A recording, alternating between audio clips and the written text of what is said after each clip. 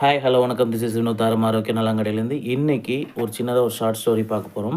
இந்த short story பார்த்திங்கன்னா, ஒரு பையன் வந்து ரோட்டில் போயிட்டுருக்கான். அந்த ரோட்டில் போயிட்டுருக்கும்போது ஒரு அரக்கன் வரான். அந்த அரக்கன் வந்து பார்த்திங்கன்னா, அந்த பையனை பிடிச்சி வச்சுக்கிறான். அந்த அரக்கன் பிடிச்சி வச்சுட்டு ஒரு 4 கட்டளை சொல்கிறான். இந்த 4 கட்டளை இல்லை ஏதாவது ஒரு கட்டளை நிறைவேற்றுறதா உன்னை இங்கேருந்து விடுவேன், இல்லைனா விடமாட்டேன் அப்படின்றான். ஃபஸ்ட்டு கட்டளை என்ன சொல்கிறாப்புலன்னா, அவங்க ஒரு தாத்தா பாட்டி இருப்பாங்க, கிணத்துக்கு முன்னாடி இருப்பாங்க, அவங்களுக்கு கிணத்துல தள்ளி கொல்லணும். 2வது என்ன சொல்லனா, இந்தமாரி ஒரு குழந்தை இருக்கும், அந்த குழந்தைய வந்து மலையிலேருந்து உச்சியிலேருந்து தூக்கி போடணும்.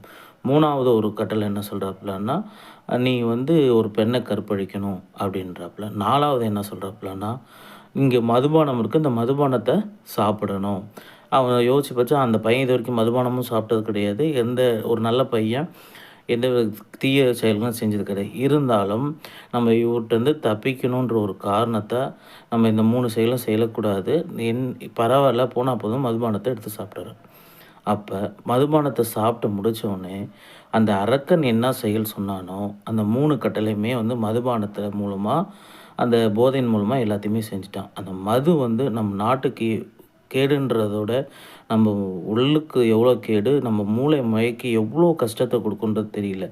இப்ப இருக்க பார்த்தீங்களா, சின்ன சின்ன பசங்கள்லேருந்து எல்லாம் ரொம்ப எதுக்கெடுத்தாலும் ட்ரீட்டுன்னு சொல்லிட்டு, ஃபுல்லா ட்ரிங்க்ஸ் தாங்க. ரொம்ப கஷ்டமா இருக்கு. இன்னைக்கு வந்து மக்களுடைய சிந்திக்க விடாம நெறையா செயல்கள வந்து செஞ்சுட்ருக்கு. அதில ஒண்ணு தான் இந்த போதைப் பொருட்களும், இந்த ஹான்ஸுன்றாங்க, கொல்லிப்புன்றாங்க, என்னென்னமோ செயல்கள் சொல்லிட்டு, இன்னைக்கு அவங்களோட வாழ்க்கைய ரொம்ப கஷ்டப்படுறோம். இது நம்ம இதெல்லாம் சொல்றதுனால பூமர்ன்னு நீங்க நெனச்சாலும் பரவாயில்ல. இது எல்லாருக்கும் தெரியும். இப்ப பார்த்தீங்கன்னா, இந்த திருத்தணியில நடந்துச்சுல்ல, அந்த பையனுக்கு எவ்வளோ கஷ்டத்த செஞ்சிருக்கோம். அவன் நம்மள நம்பி வந்திருக்கான். அந்த நம்பி நம்மள பாதுகாப்பு இருக்குன்னு சொல்லிட்டு தான் அந்த நம்பி இங்க வந்திருக்கான். அந்த பையன எவ்வளோ கொடூரமா போதை மூலமா செஞ்சிருக்காங்க பாருங்க. அவ்வளோ ஒரு லைட்டா நம்ம இடிச்சிட்டாலே நம்ம சாரி கேட்போம்.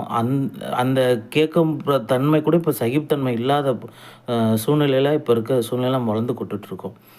இ ரொம்ப கொஞ்சம் அறவே மாறணும். இதில எல்லாத்துக்கும் மாற்ற வேண்டிய சமுதாய கடமை வந்து பார்த்தீங்கன்னா, வீட்ல இருக்கு. உங்க வீட்ல உங்க புள்ளைக்கு நீங்க வாழ்க்கைய தான் பார்க்கணும். உங்க புள்ளைய வாழ்க்கைய பார்க்கணும்னா நீங்க கவனிங்க. சம்பாரிப்பும் முக்கியம், உங்களோட பிள்ளையும் வாழ்க்கையும் முக்கியம். அது ரொம்ப செல்லம் குடுத்து ரொம்ப கெடுக்காதீங்க.